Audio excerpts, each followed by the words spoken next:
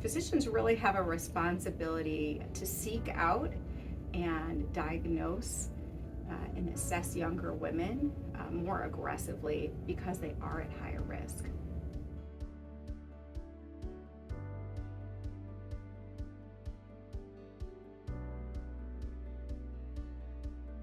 In general, women tend to be underdiagnosed with COPD. This may be more of a case in younger women who may not yet have developed symptoms or realize what their risk may be. COPD is a clinical diagnosis. If a patient is presenting with these clinical symptoms, COPD has to be in our differential. And so I think just lowering the bar to think about COPD is very important. So physicians really need to keep that in mind when assessing women and be, I think, aggressive with treatment as well as explanation and understanding and rationale for treatment with patients.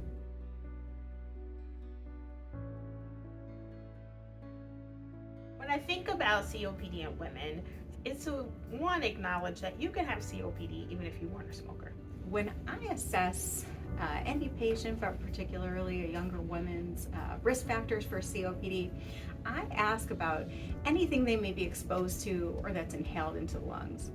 I ask not only about cigarette smoking, but about vaping, marijuana, crack cocaine, any other exposures to dust, vapors, chemicals, or fumes.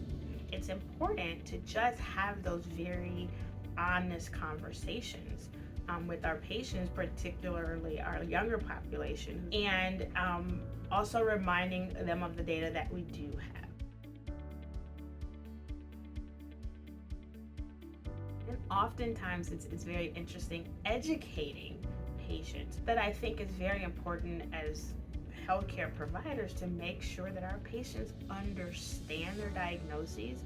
We use a lot of medical lingo, and I sometimes think we forget to slow down and explain to our patients what's going on. Allowing patients to understand what their risks are, how activities or exposures may be contributing, what the benefit for either early detection, early change in habits may be to lessen risk is essential to really providing the best care for younger women who are at risk for COPD but may not yet be diagnosed.